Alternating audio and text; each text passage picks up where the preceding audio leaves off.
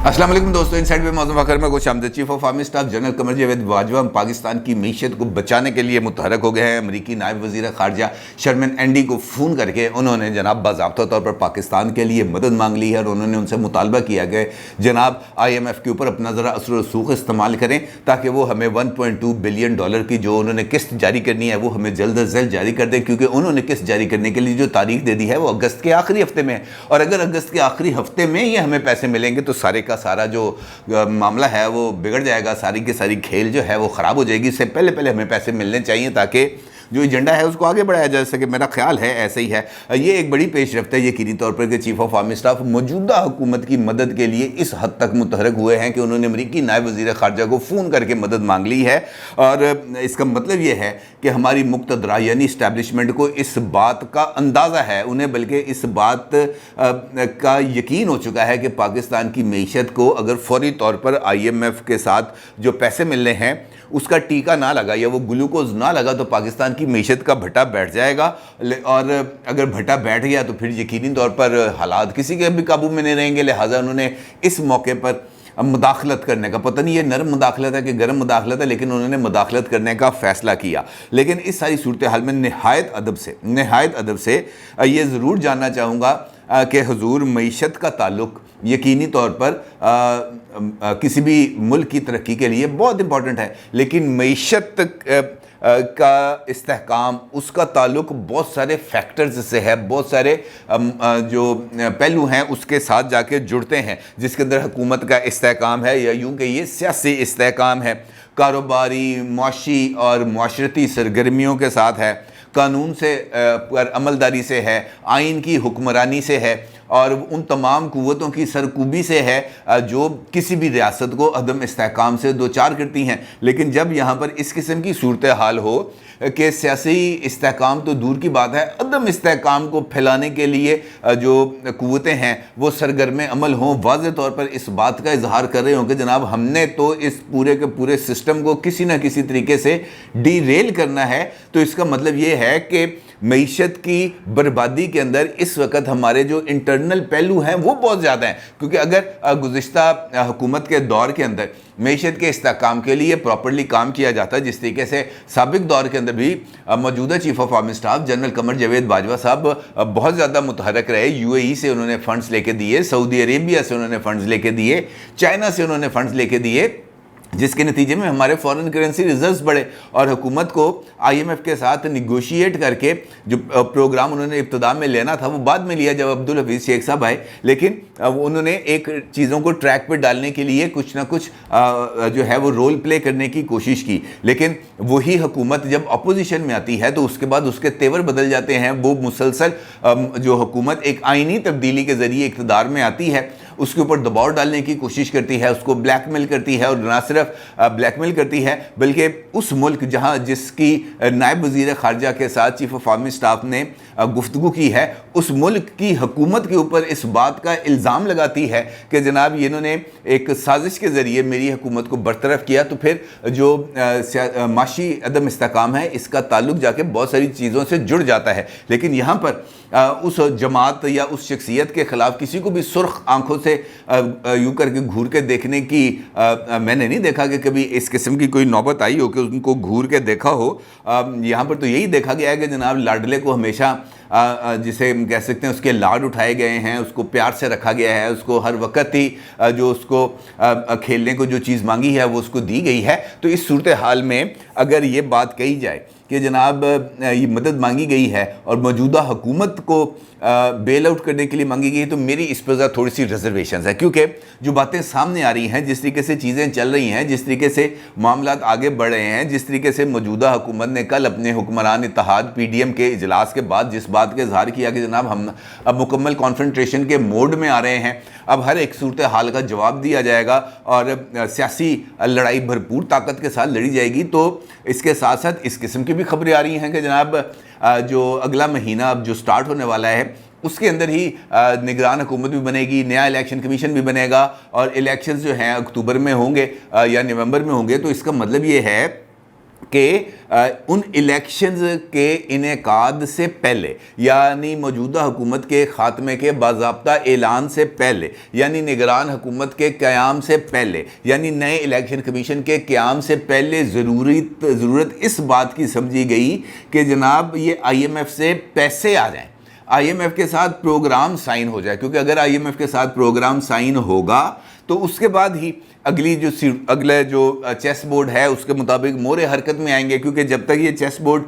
بچھا ہوا ہے وہ اس وقت تک اس پہ اگلی چالیں نہیں چلی جا سکتی جب تک آئی ایم ایف کے ساتھ جو پروگرام ہے وہ سائن نہ ہو جائے، لہٰذا آئی ایم ایف کے ساتھ پروگرام کرنا سائن ضروری ہے۔ اس کے ساتھ ساتھ اگر آئی ایم ایف کے ساتھ پروگرام سائن ہو جائے گا، پیسے آ جائیں گے، تو اس کے بعد پھر سعودی عرب سے بھی پیسے آئیں گے، اس کے بعد دیگر ممالک نے بھی جو انویسٹمنٹ کے وعدے کیے ہوئے ہیں، یہاں پر اب انہوں نے جو شیئرز خریدنے کی یقین دہانیاں کرائی ہوئی ہیں وہ پوری ہو جائیں گی، اور اس کے بعد ہی یہ جو فیوچر پولیٹکس یا فیوچر گورنمنٹس کے حوالے سے ایک نیا جو مرحلہ ہے وہ سامنے آئے گا۔ ایک تو یہ صورتحال بظاہر تو میرے سامنے اس قسم کی آ رہی ہے، اس کے علاوہ اگر کوئی صورتحال ہے تو پھر یقینی طور پر اس کا کوئی مخفی پہلو ہے۔ اگر یہ کہا جائے کہ جناب یہ جو ساری ایکٹیویٹیز ہیں یہ موجودہ حکومت کو بچانے کے لیے ہیں، اس سلسلے میں ہے کہ موجودہ حکومت اپنی ٹرم پوری کرے، موجودہ حکومت نے جو تمام مشکل فیصلے لیے ہیں ماضی میں بھی، اور جو یکم کو 15 روپے کا پیٹرول مزید مہنگا کرنے جا رہے ہیں جس کے اب تک اطلاعات ہیں، یہ ان مشکل فیصلے جو اب وہ کر رہے ہیں ان کو اگلے سال اگست میں اس کا ڈیویڈنڈ ملے اور وہ اس ڈیویڈنڈ کے ساتھ الیکشن میں جائیں، تو بظاہر ایسا ہوتا ہوا مجھے نظر نہیں آ رہا ہے، ایسے حالات مجھے نظر نہیں آ رہے جہاں پر یہ جو پلان بی ہے یہ ایگزیکیوٹ ہو۔ ہاں البتہ جس کی طرف میں نے اشارہ کیا کہ اگست کے اندر ہی یہ ساری صورتحال ڈیولپ ہو اور اس کے بعد نئے انتخابات کا انعقاد کیا جائے، اس قسم کی کچھ صورتحال یقینی طور پر ڈیولپ ہوتی ہوئی نظر آ رہی ہے، اور اس کے لیے جو پیش بندیاں ہیں وہ ضرور کی جا رہی ہیں، کیونکہ اگر ایسا نہ ہوتا تو chief of army staff general Qamar Javed Bajwa صاحب کے امریکی نائب وزیر خارجہ شرمن اینڈی کے ساتھ یہ جو ٹیلی فونک کانورسیشن ہے اس سے کچھ دیر پہلے ہی شیخ رشید احمد صاحب کی طرف سے یہ ٹویٹس سامنے نہ آتے، جو انہوں نے بڑے لمبے چوڑے 3-4 انہوں نے وہ ٹویٹس کیے ہیں جس کے اندر انہوں نے اس بات کا دعویٰ کیا ہے کہ ملک میں ضمنی الیکشن کی بجائے نئے الیکشن کے لیے معاملات طے پا گئے۔ انہوں نے کلیئرٹی کے ساتھ یہ بات کہی کہ معاملات طے پا گئے ہیں، اور اس حوالے سے مختلف خبریں بھی ہیں، میں نے بھی آپ کے ساتھ خبریں شیئر کی کہ عمران خان صاحب کے ساتھ ملاقاتیں بھی ہو رہی ہیں، ان کے ساتھ رابطے بھی ہو رہے ہیں، ان کو یہ کہا جا رہا ہے کہ جناب فکر نہ کرو، الیکشن ہم کروا دیں گے، تمہارا جو مطالبہ ہے اس کو من و ان تسلیم کر لیا جائے گا۔ اگرچہ حکومت کی طرف سے 11 استعفوں کو منظور کرنے کا باضابطہ طور پر اعلان بھی کر دیا گیا ہے، لیکن اس کے باوجود اگر کوئی بندہ یہ کہے کہ جناب ضمنی الیکشن نہیں ہو رہے، باضابطہ طور پر کلیئرٹی کے ساتھ نئے الیکشن ہو رہے ہیں، اکتوبر میں الیکشن کی تاریخ مل جائے گی، نئے الیکشن کمیشن کا قائم کر دیا جائے گا، نگران حکومت کے قیام کا فیصلہ بھی قوم جو ہے وہ جلد سن لے گی، تو اس کا مطلب یہ ہے کہ شیخ رشید احمد صاحب کو اس بات کی انفارمیشن ہے، اور اگر انفارمیشن نہیں ہے تو وہ کسی نہ کسی بیس پر یہ بات کہہ رہے ہیں۔ وہ بیس کیا ہو سکتی ہے؟ یقینی طور پر عمران خان صاحب اور پرویز خٹک یہ ساری جو انفارمیشن ہے یہ اس کی طرف اشارہ کر رہے ہیں، کیونکہ اس وقت پاکستان تحریک انصاف آپ کو جس حد تک کانفیڈنٹ نظر آ رہی ہے، جس طریقے سے اب وہ اچھل کے باتیں کر رہے ہیں، یہ سارا کا سارا اس بات کی طرف اشارہ کر رہا ہے کہ جناب ابھی اس بیگ میں بہت کچھ ہے، اور ان کو اس بات کی کسی نہ کسی کوارٹر سے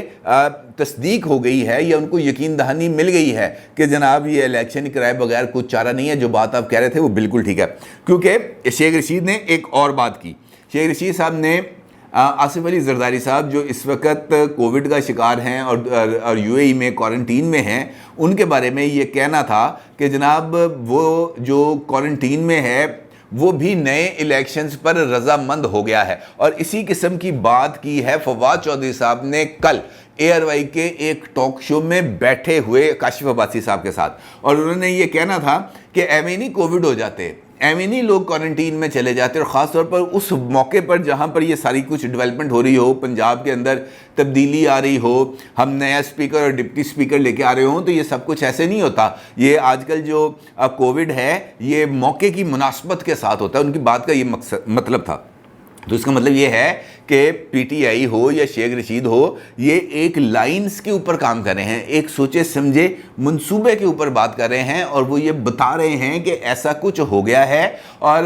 یہ بات بھی کوئی اب ڈھکی چھپی نہیں ہے کہ آصف علی زرداری صاحب گئے تھے یو اے ای، وہاں پر ان کی کچھ ملاقاتیں ہوئی ہیں، ان ملاقاتوں کے اندر ان کو کچھ آپشنز دیے گئے ہیں، ان آپشنز کو انہوں نے مسترد کر دیا، ایک شراکت اقتدار کا فارمولہ دیا گیا جو نواز شریف صاحب نے بھی مسترد کر دیا، جو آصف علی زرداری صاحب نے بھی مسترد کر دیا۔ اور نواز شریف صاحب تو اب جو کل انہوں نے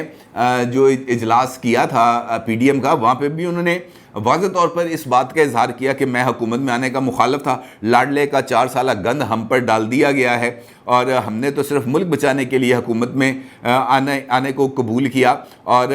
یہ جو ہے حکومت میں اب مزید رہنا مزید مسائل کا اندیا دے رہا ہے، اور اس کا مطلب یہ ہے کہ مزید بوجھ ہم پر آئے گا، مزید ہمیں اس کی سیاسی قیمت ادا کرنی پڑے گی۔ اور سوال یہ ہے کہ ریاست بچانے کے لیے ہم نے تو قربانی دی، اور ہم قربانی دے بھی رہے ہیں، تو اس کا کیا مطلب اب ہم مزید قربانیاں ہی دیتے چلے جائیں، جبکہ اصولی طور پر ہماری اس قربانی کا نہ صرف ادراک کیا جانا چاہیے تھا، اس کو تسلیم کیا جانا چاہیے تھا، اس کی ستائش کی جانی چاہیے تھی، الٹا ہمارے ہر قدم کے آگے رکاوٹیں کریٹ کی جا رہی ہیں۔ اور یہ رکاوٹیں اگر کریٹ ہونی ہیں تو اس کا مطلب یہ ہے کہ ہمیں کوئی فیصلہ کر لینا چاہیے کلیئرٹی کے ساتھ کہ جناب ہم اس طرف ہیں یا اس طرف ہیں، کیونکہ اگر اب مزید رہتے ہیں تو اس کا مطلب یہ ہے کہ ہمیں مزید بوجھ اٹھانا پڑے گا، اور میں تو کم از کم یہ بوجھ اٹھانے کے لیے تیار نہیں ہوں۔ نواز شریف صاحب نے کلیئرٹی کے ساتھ یہ بات کی پی ڈی ایم کے اجلاس میں، لیکن اس کے بعد جو ہے یہی بات دوبارہ دہرائی گئی کہ جناب ہم مدت پوری کریں گے۔ اب مجھے نہیں سمجھ لگتی کہ مدت پوری کرنے کا آخر اتنا چاہ کیوں چڑھ گیا، کیونکہ جو حالات ہیں، جو چیزیں میرے سامنے ٹیبل پر ہیں، یا جو چیزیں مجھے نظر آتی ہیں، جن لوگوں سے بات چیت ہوتی ہے، جن لوگوں سے ملکی صورتحال کے بارے میں جو اندازے لگائے جاتے ہیں، وہ تو اسی طرف اشارہ کر رہے ہیں کہ جناب سب کچھ ٹھیک نہیں ہے، حالات واقعتاً ایک نئے الیکشنز کی طرف بڑھ رہے ہیں، اور حکمران اتحاد اگر اس وقت بھی کبوتر کی طرح آنکھیں بند کر کے بیٹھا ہے اور یہ سمجھ رہا ہے کہ بلی اس کا شکار نہیں کرے گی، تو میرا یہ خیال ہے کہ یہ بالکل غلط اندازہ ہے ان کا، اور ان کو اپنے ان اندازوں کو ایک مرتبہ ریویو کرنا چاہیے۔ شیخ رشید کا یہ کہنا میرا خیال ہے بالکل درست ہے کہ اگست کے اندر یہ ڈیولپمنٹس ہوں گی، کیسے ہوں گی اور کیوں کر ہوں گی، اس کے بارے میں ابھی تک کوئی پلان سامنے نہیں آیا۔ البتہ یہ بات ضرور سامنے آ رہی ہے کہ آئی ایم ایف کے ساتھ جو ڈیل ہے اس کو منطقی انجام تک پہنچانا ضروری ہے، اور اس کے لیے لاڈلے کو مکمل پاک صاف کرنا، نیٹ اینڈ کلین کرنا، اس کے اوپر سے مٹی مٹی جھاڑنا، اس کے اوپر سے سارا گند ہٹانا بہت زیادہ ضروری تھا۔ وہ جو خواب انہوں نے دیکھا تھا وہ بالکل ٹھیک خواب تھا، پہاڑ کی چوٹی سے بھاری پتھر لڑکتا ہوا آ رہا ہے، اور ان کو اس بات کا اندازہ ہو رہا ہے کہ جناب یہ میرے سر پہ آ کے گرے گا، تو یہ خواب دیکھنے کے بعد روحانی قوتیں بقول ان کے، انہوں نے کسی سے رابطہ کیا، انہوں نے کہا جناب وہ ہم نے ہٹا دیا، تمہاری جگہ پر ہم نے لا کر شہباز شریف کو کھڑا کر دیا، اب یہ پتھر اس کے اوپر گرے گا۔ اور یہ بات عمران خان نے کئی کور کمیٹی کے اجلاس میں، کہ میں نے ایک ویڈیو کے اندر آپ کو اس کے حوالے سے آگاہ بھی کیا تھا، تو اس کا مطلب یہ ہے کہ ایک سوچے سمجھے منصوبے کے تحت یہ سب کچھ ہوا تھا، ہوا میں نہیں ہوا تھا۔ اور اگر یہ ہوا میں ہوا تھا تو پھر میں آپ کو جس طرح آپ سے کہہ رہا ہوں کہ پھر اس کے